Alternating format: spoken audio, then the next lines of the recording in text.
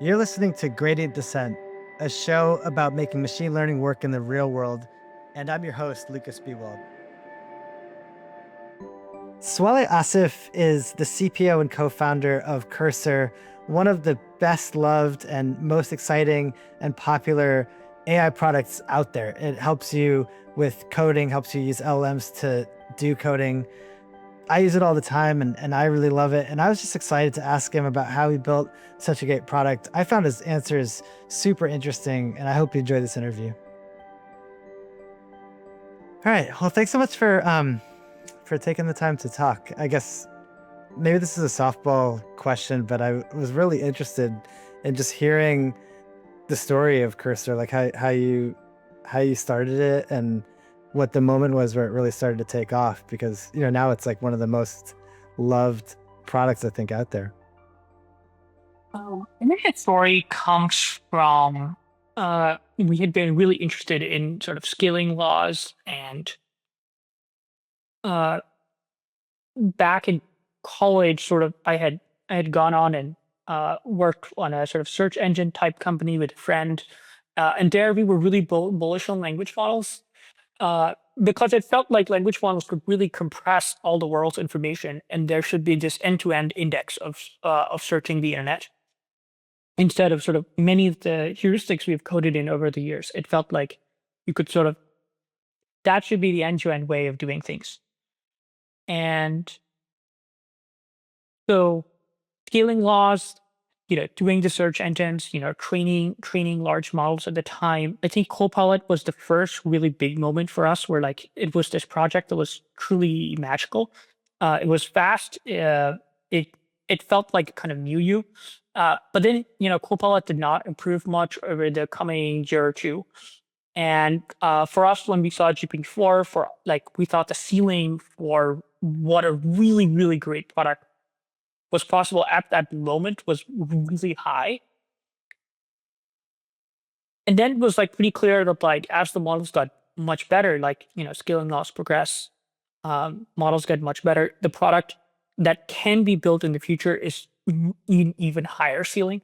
And that was like it was this sort of super attractive thing to go do it. And we're all sort of coders at heart, and we wanted to be building things that we use every day. And Cursor was originally built for ourselves in many ways. It was uh, and it was sort of fun seeing that everyone else really liked it. It was definitely built for ourselves. And we were sort of experimenting. So a lot of the early culture of the company was experimenting with various different ways of using the models. Should there be a document that you're sort of typing things out and the model is coding things? Should there be, what if you want to do this, next action prediction of like you're in a location, what should be the edit? Maybe the model should be telling you where to go next. You should be able to make edits over your entire repository. And some of those things have taken a year and a half, several iterations, and some of them, we've continued building on. So now, like some of the core parts of the product is this next action prediction thing, where it predicts your next edit at the current location and then where you should be going next, and that people really really love that feature. And then we're sort of working our way towards you should just be able to make any edit you want across the entire repository, so like code base wide. Uh, and obviously there's sort of hurdles along the way that we'll talk about. Some easy, some sort of still quite difficult. Like models also struggle with what exactly the architecture of the repository is. If you ask what is the architecture of the repository, that is really quite difficult because it requires sort of looking at potentially billions of tokens, tens of billions of tokens, and saying, asking the question, what is really going on, as opposed to like, you could like list the function names, right? Like, but that doesn't really tell you, that what is exactly going on. Well, totally. I want to dive into that as much as you're comfortable sharing, but I guess I wanted to ask you, um, one of the surprising things that I learned in my, background research on you is I think you guys came from using Vim, not VS Code. Is that right? All of us were really early users of Vim. We did eventually, had used VS Code. Probably the last one to, there was a couple of us, Aman and Arvid probably were the last to switch over from Vim to VS Code, and the trigger there was GitHub Copilot. Oh, I see. So GitHub Copilot actually pulled you over in the end. So I had switched over before, but then, I think Aman and Arvid only switched over after I GitHub see. Copilot became, it was just the killer feature, right? In some ways, it was the killer feature. Totally. And why doesn't something like Vim actually have something like what you guys built? Like, it seems like a lot of smart coders, like to use it. Is there something about it, like a graphical interface that lends itself to this kind of structure, like coding with an AI? I think for us, VS Code is, for one, it's pretty clear it's the most loved platform on the internet. Or for coders, it's the thing that sort of is the ipso facto. It's the default. Totally. And we wanted to sort of incrementally evolve it towards the world where you're starting to automate coding. And the cursor of 1 year from now should look very different from the cursor of today, which means almost by default it should not look like exactly like VS Code. But in looking very different, you wanted to start from a place where you didn't want to have a text box to code, because coders still want to type characters, right? You want to be able to edit your entire repository at a higher level, but at some point, if you find that there's a change that you can quickly execute in 10 keystrokes, we want to let you be able to dive into the details. At any point in time, you're maybe editing some pseudocode representation. Maybe a year from now, right? Like, humans are editing a pseudocode representation, and that's really quick to edit, and the model is sort of working for you in the background. But you're writing some kernel, and you want to go in and toggle some of the indices. It's much easier to do it by hand than.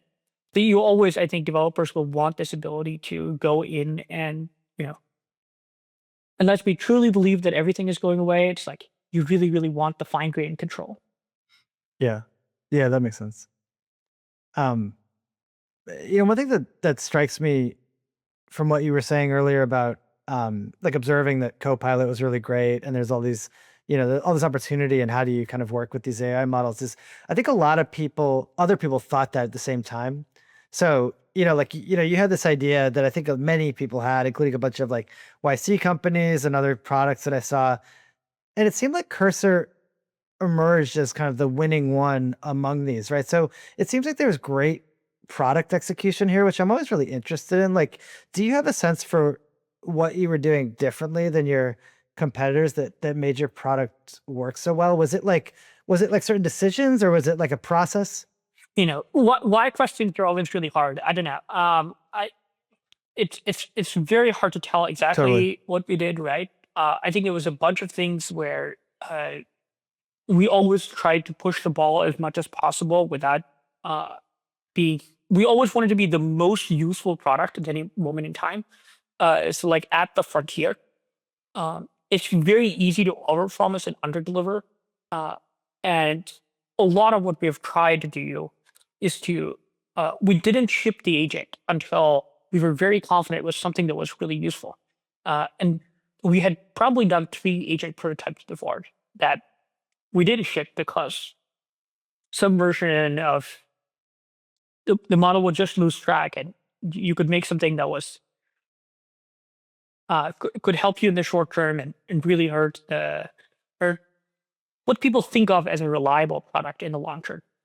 Maybe that is part of it. It was always, but then also I think we've been first to a lot of the inventions that people really like. So, more recently, the ability to jump to the next location that should be edited is something we've had for closer to 8 months, 10 months, a year. And we hopefully will release a much more upgraded version of it soon that'll be like quite a bit better. And only recently, other people have tried to do that. So we've always tried to be like, think of what's coming and at least have a prototype out as soon as we think it's something that's really useful. There's the tap to jump features, there's the apply features. Yeah. And we also we've done this at scale also. So I think that has benefited where, for example, for our custom tab model, we do something like 100 million requests a day and quickly growing. I think part of doing it well has been able to do it reliably for lots and lots and lots of people. Do you think that any of the data that you have or the feedback that you have from users is part of your success, or are you more making the decisions through No, your own experience? the data has definitely been enormously useful. I think the feedback loops that people consider obvious are indeed extremely useful. You want to be the company that uh, feeds an extremely good product that everyone loves, and then that definitely helps in making the next version even better. It helps in small ways. It helps in training models. It helps in yeah, where the small ways are you understand how people are using your product, what is the most important thing to ship at any moment, and then in big ways in like training models and improving just the core workflows. You can, for example, like technically speaking, one loop in the apply use case is uh, you create your first version of an apply that is quite a bit bigger, and you then deploy it for all users. You get lots and lots of data, and then you can distill a slightly smaller model that gets faster. The people use it even more, and you then distill an even smaller model, and you can like keep compressing the models down because you're sort of generating the data that allows you to do that. But also, yeah, it's this like feedback loop, and then some of the things get faster. So for now, up to like I don't know 1,000 or 2,000 line file, apply feels effectively instant, and that's what we wanted to feel, right? Right, we wanted to feel like apply is this deterministic, they figured out some deterministic algorithm to like place the blocks, but that's not actually what's happening. It's a model that is actually rewriting the entire file, and a lot of a lot of the improvements have been making the model smaller. There's obviously improvements in just making the inference much faster uh, with doing these speculative edits. So yeah. For something like the agents that you talked about, it like you had some iterations where it wasn't useful enough to ship. Like, how did you know that it wasn't good enough to ship? Like, how did you think about I that? didn't use it on a daily basis. I think these things are really quite easy to figure out. Hmm. If you're coding 10 hours a day in Cursor, right? Like you boot up the editor, you're making the improvements, and you're seeing it on a daily basis. If the devs themselves don't use it every single day, it's probably not something that everyone else will want to use. I mean, there's obviously corner cases to this thing where we're not the perfect coders, but a thing like an agent is such a general feature that if you're not using it, it's almost certainly not useful. That actually leads me to another question I had, which is you and your co-founders have this background in sort of competitive coding, right? Like, does that do you think that's an advantage for you? Because I could imagine that that might sort of put you at sort of the forefront of like wanting to be efficient in coding. But I could also imagine that you might have idiosyncrasies in the way that you want to write code that might be different than your general Uh, user. I think we're not only competitive coders. Like we did competitive math and code because that's sort of part of the background. It's always really hard to distinguish what part of your identity is the most important. But many of us had worked at sort of software companies before, Stripe and the like, and you had some idea that production coding was very different from. And then people had actually built products. So I think Michael had spent quite a bit of time building these high performance games, uh, and we had done modeling work. So we had seen quite a wide variety of coding. So bringing back to like, does competitive programming really affect how you did coding on a day-to-day basis? Like, not really. It was just, yeah, I think we knew what engineering was. We were sort of doing day-to-day engineering, and you could see if the agent was helpful. And in this case, it was very clear that, for example, our early iterations were not really that useful. It was very slow. Uh, I mean, one of the most important things that has changed there is the length of the context windows that you can do on every single keystroke on every single request. Uh, when the model started out, you were sort of doing these 4K, 8K context windows, and even if the models, slightly supported them, the models were not very good at using the large context windows. And now that you can sort of easily do, as the cost curve has gone down for the language models, you can do requests on the order of like, mid hundreds of thousands, like, 50,000 tokens, 60,000 tokens, reliably. That has like enormously helped. Hmm. One intuition to have here is the model can't even feed your current file. Like it'll not be very useful, let alone like read the rest of your repository or do searches or lots of things that you expect a basic agent to be able to do. That wouldn't work if you're 8K tokens. 8K tokens, what can you even fit in there? Right. Uh, Another interesting thing that you guys said in your interview with Lex Friedman is that you kind of wanted the experience of using a code editor to be fun, which I thought was kind of a cool idea, like a little bit surprising, right? It seems like such a utilitarian thing. It kind of reminded me that when I remember when I switched in Cursor from my default LM from Sonnet to O1, I think I started coding a little less. Like I was actually having a lot less fun because there were like the latency was higher. It's kind of took me a little while to like realize that, but I like for some reason Sonnet had lower latency and it made it just like a lot more fun. And I was like, you know what? I just need to go back to the the LM where I was like just enjoying like writing code. So I do actually kind of relate to what you're saying, but I'm kind of curious like how the idea of like a fun experience shows up in your utilitarian feeling application.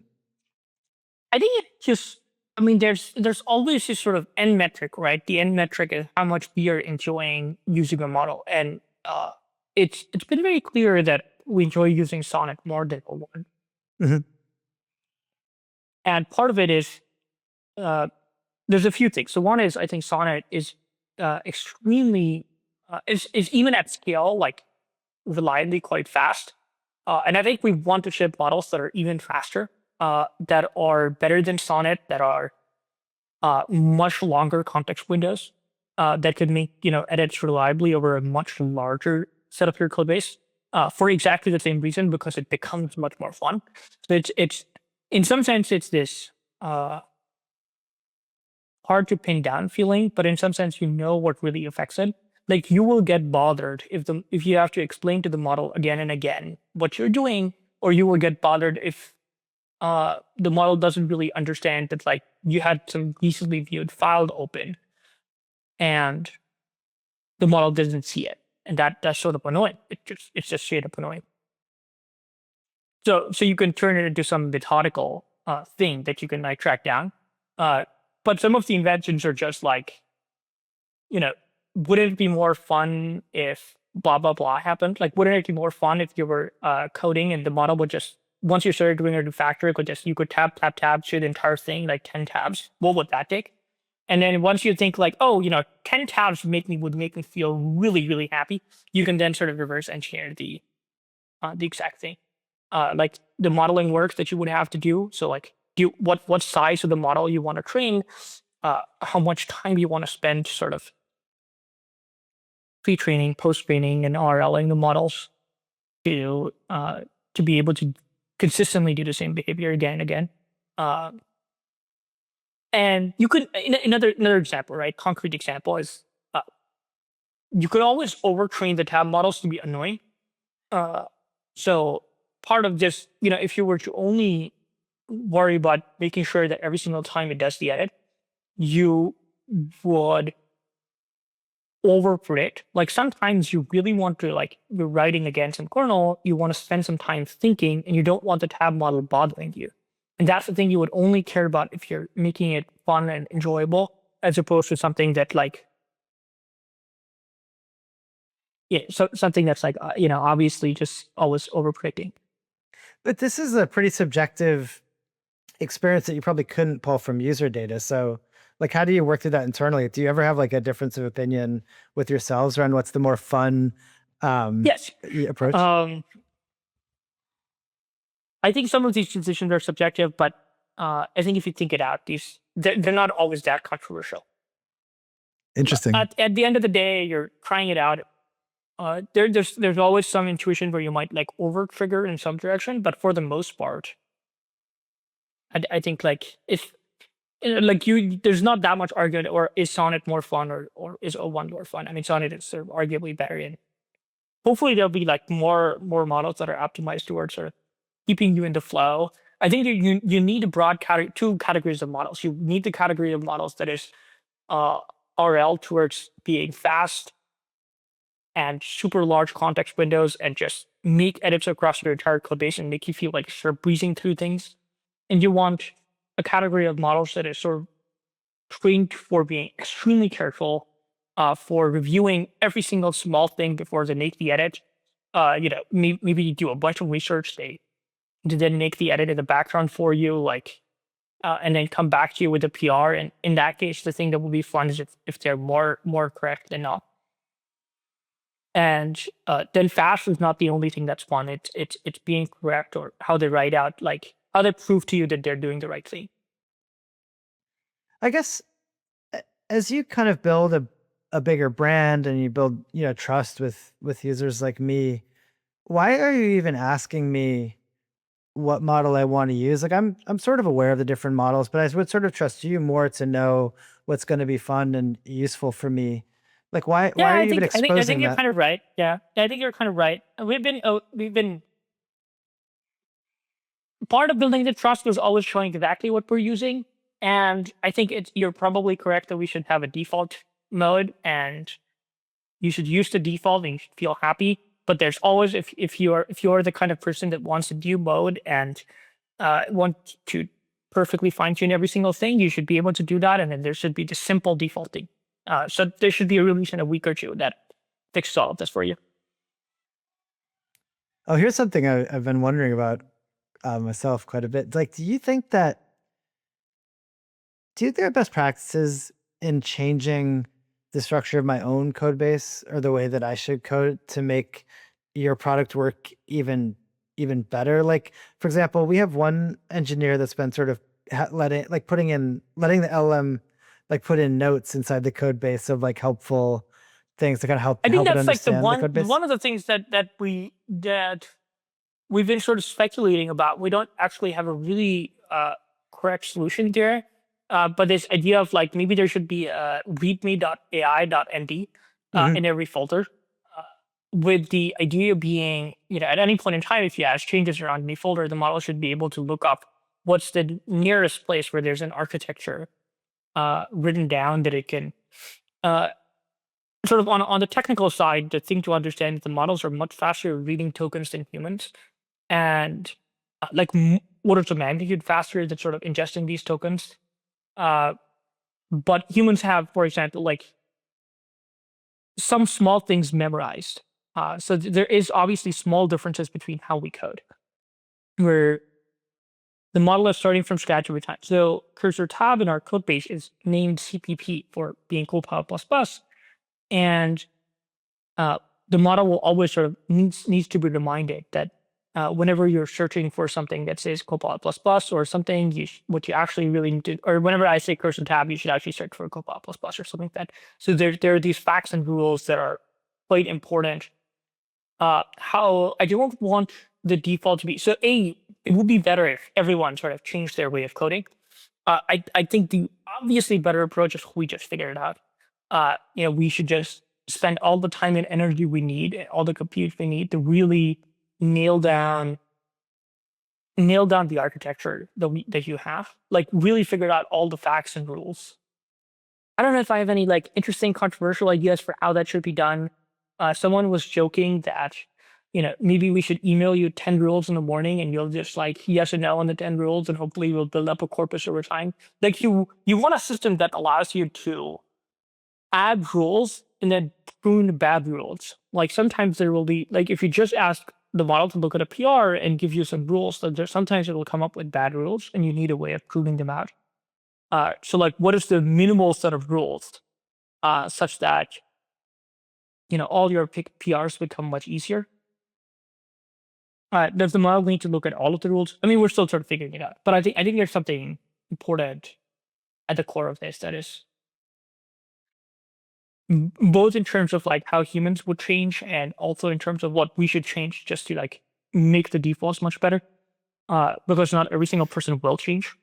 Of course. But for example, like, do you think smaller file sizes are better because the model can more easily like navigate the code hierarchy, or do you think that creates complexity?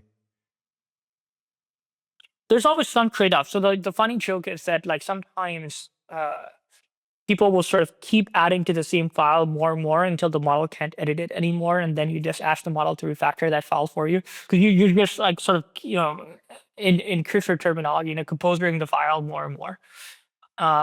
And it seems pretty clear to me that there is obviously some advantage of the model seeing all the context relevant to the current task in the same file, and also that for future tasks, it'll be easier if the file was smaller. I think infrastructure-wise, we will also make it possible for you to sync all of these files to a remote server. So like we will have a copy, like a big enough copy of your code base at some point. So right now we're extremely privacy conscious, and that means like we try to make sure that we never store any code past the life of your request. Ideally, in the future, we can store at least some part of it in a private way that allows the model to very quickly do reliable edits. So it shouldn't have to sort of make these round trips for making every single small edit, and that feels quite bad. Mm. What else? So you were telling me that you run infrastructure. Also, can you talk about like what the interesting infrastructure trade-offs are at Cursor? We build lots of different pieces of infra. There's sort of the traditional company infrastructure, but then there's also a lot of things. The one that we've been sort of very public about is our indexing infrastructure that we spent a lot of time optimizing and running at quite enormous scales, like billions of files per day kind of infrastructure. And for that, we run our own inference. So for all the models that sort of embed your files, we run an enormous amount of just see like really large pipelines. So like if you're some big company and you have like 400,000 files or 500,000 files, you want the ability to, while the user is coding, effectively feel like it's being instantly synced across to the server, while the model is using the embeddings to like search the code base or edit the code base, et cetera, et cetera. So scaling that has been quite a challenge, and I think there's been this sort of broad category of databases that are being built on top of S3, and we're like a big believer in this approach of you should build your database slash store of like there like I don't think there's like a clear like the usual term is sort of separation of storage and compute or disaggregated storage databases, but so the classic example of this is we use turbo buffer. The turbo buffer stores most of the vectors on an S3 sort of path, and then they have a write ahead log, and you sort of write to this write ahead log. The write ahead, when there's some compaction process that compacts the write ahead log back into the database. And then there's sort of new challenges we've been dealing with this indexing infrastructure. So we've been thinking about, is there a way in which you can support shared code bases? So if all the people at weights and biases have a really big code base, hopefully in the future, you will be able to spin up background models editing your code base. And so, we want thousands, if not tens of thousands of sort of clients that are connecting to that code base, and we don't want to have 10,000 copies of the weights and biases code base for most of which are not being utilized. So can we have a shared trunk, and then every single person can have their sort of branch off that trunk? That sort of architecture is still, we're working on it. It's not exactly easy to do because, how do you easily branch this vector database? At the end of the day, you want to be able to query both the trunk and your section and merge them in a way that you still get the correct top K chunks. That's not trivial. So when I fire up Cursor, it's like quietly indexing all the files that are in my project? So we try to, yes, exactly. So when you fire up Cursor, it quietly indexes every single thing, whether as long as you both allow us, and if it's default turned on. One really popular Cursor use case is like you open up a GitHub repo, you clone it, and then you fire up Cursor in that GitHub repo, and now you can quickly ask questions about it.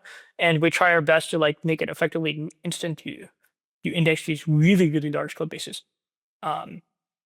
there's still, obviously, if you clone like an LVM, which is 120,000 files, like that will take us a bit longer.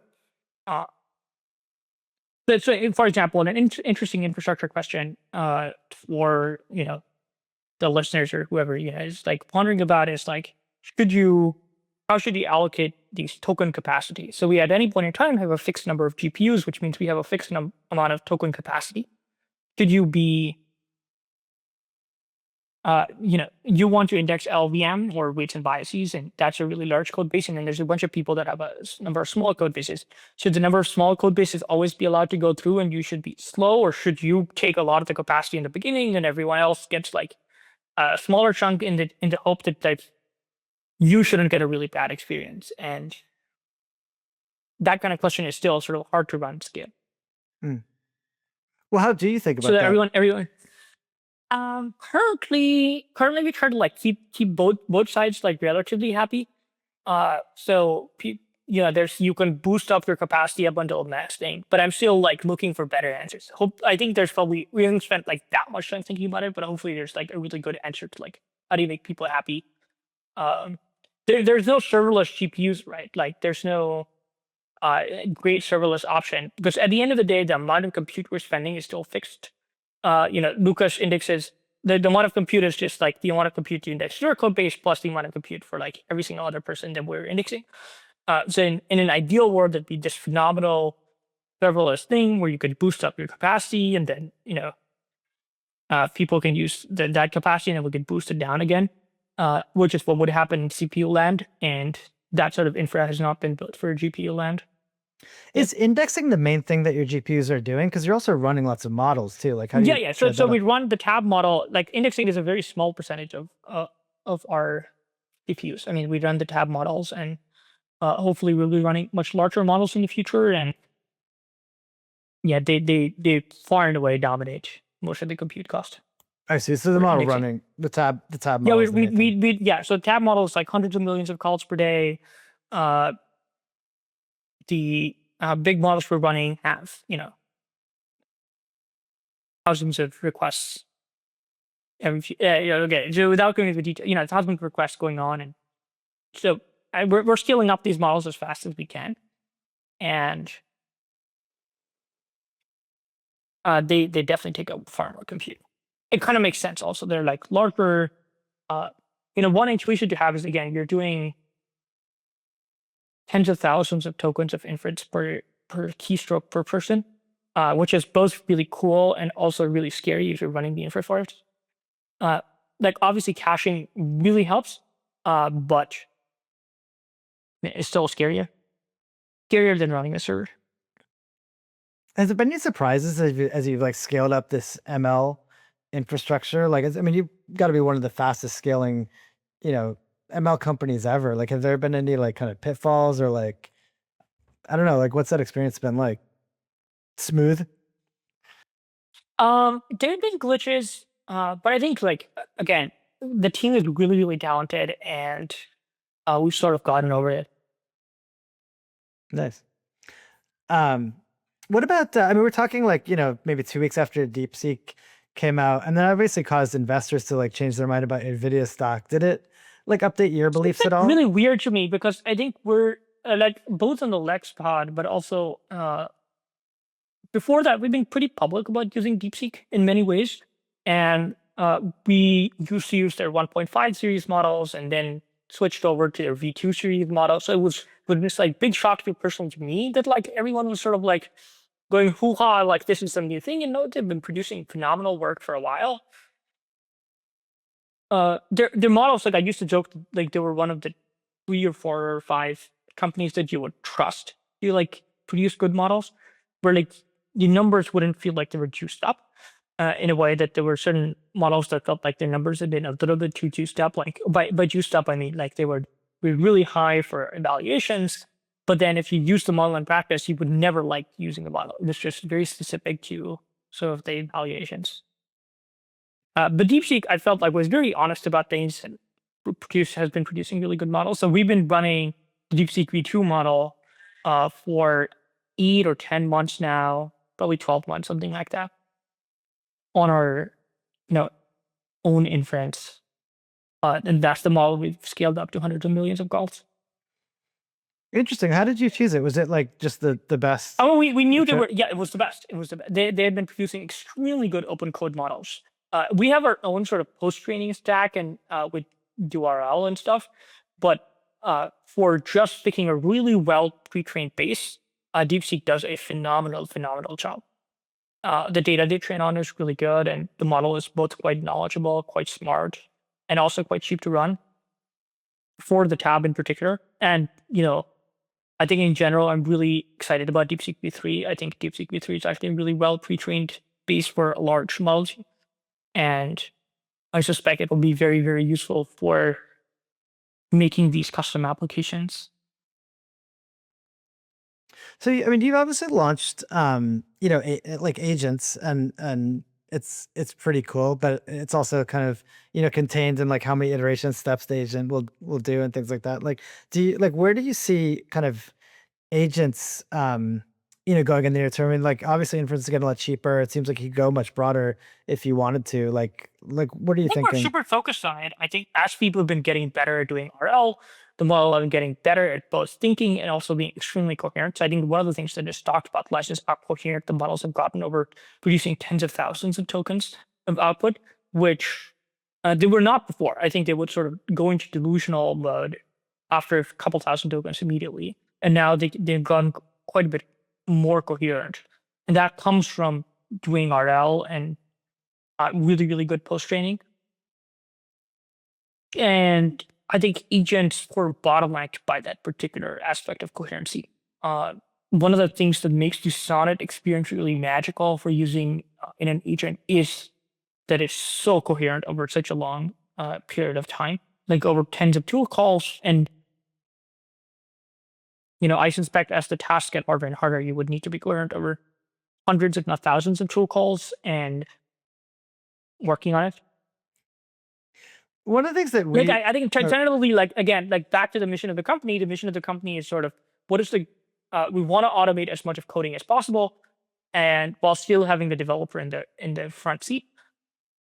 And automating coding in the short term involves, you know, allowing developers to just like in the cases where they want to sit back and let the model code doing that, but in the cases where they want to drive the editor to like make code, like I don't know, you're doing Bayesian biases and you want to like switch your gRPC thing to some other TLS package in Rust, like you should just be able to tell the model like I want to switch my gRPC thing to use Rust TLS instead of something else, and the model should just get it and be able to make these large scale code base wide changes.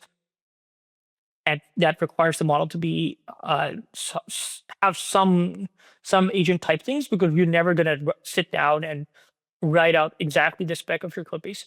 The thing that the agent really helps with is you don't have to sit down and explain like, we are 1DB, we make this, we have a backend that is written in Rust and Go.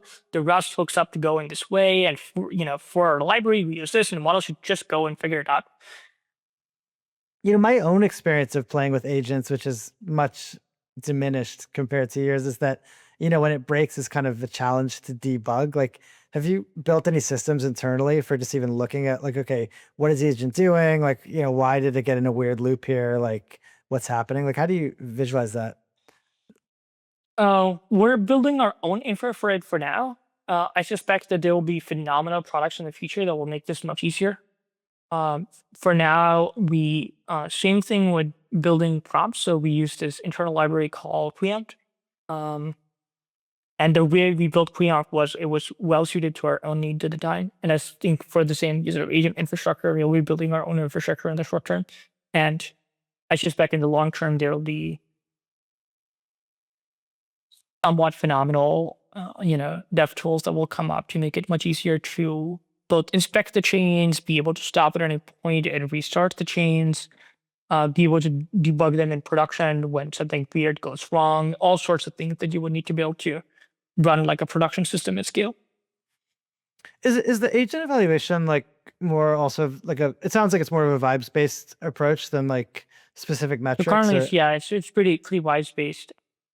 I suspect it'll be vibes based in the short term and become as we get better at shipping these, it'll become more and more sort of um, daily metrics, and you'll be much more operational with it. Hmm.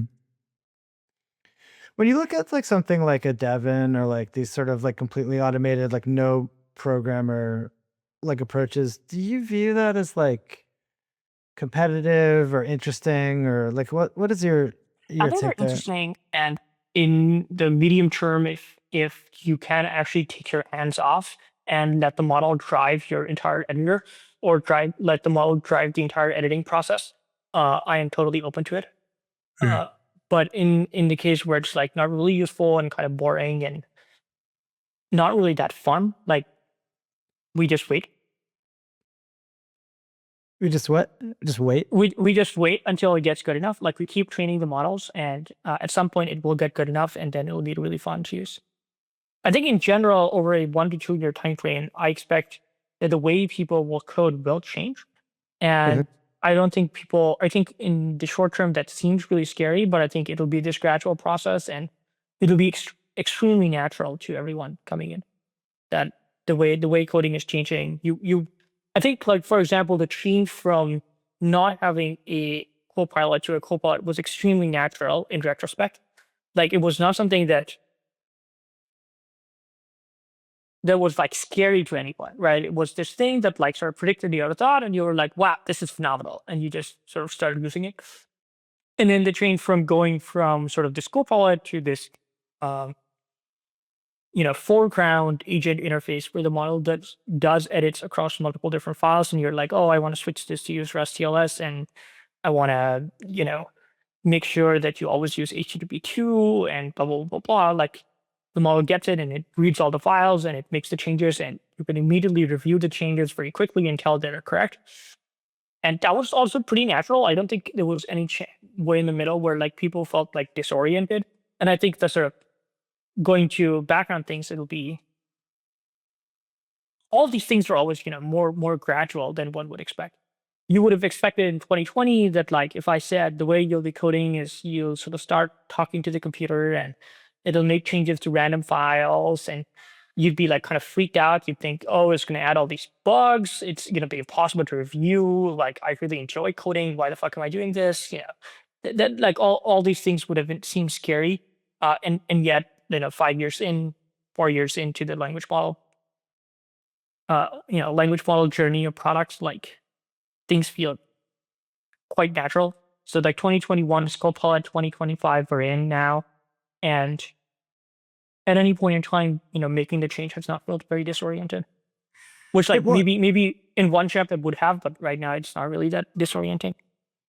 well, it feels like a lot of fun to me. I mean, like it's like I guess like when I like connect the dots from like 2020 to now, I'm It's like like, it's gotten better. It's like it's gotten better, right? It's like it's yeah, not even well, it's gotten like I guess where like I'm going is like, when I look a few years out, it's I have no idea, but it's hard not to see that like a world where you wouldn't really be doing anything that looks like programming a few years out, right? Or yeah, where do you like more people will be coding, more people will be making much more difficult things, like things that are considered much more difficult, be it lower level things, be it uh, larger projects, even for their side projects. I think people are usually very conservative with their side projects because they're like, I probably won't have that much time. I think people will get much less conservative with these side projects. I'm generally just extremely optimistic in the medium term. Yeah, yeah. Do you feel like at all like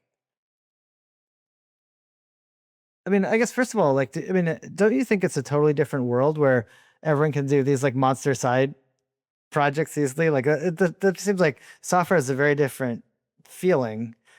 Even like doing a software company seems like it might be hard to like, have like a protected advantage as much, right? When it's easy to build this stuff.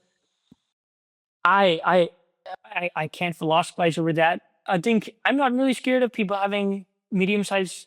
I tend to think of these things as like experimentation becomes uh, much more natural. I think a lot of the things that large changes are usually scary at companies because a large change requires changing so many pieces and changes so much time that you want to plan out everything up front.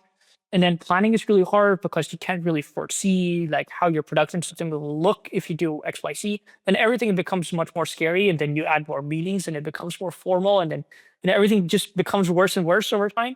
And I understand it, right? If you're doing multi-year database transition, boy, do you want to plan out every single small detail. And then you want to argue over every single small detail.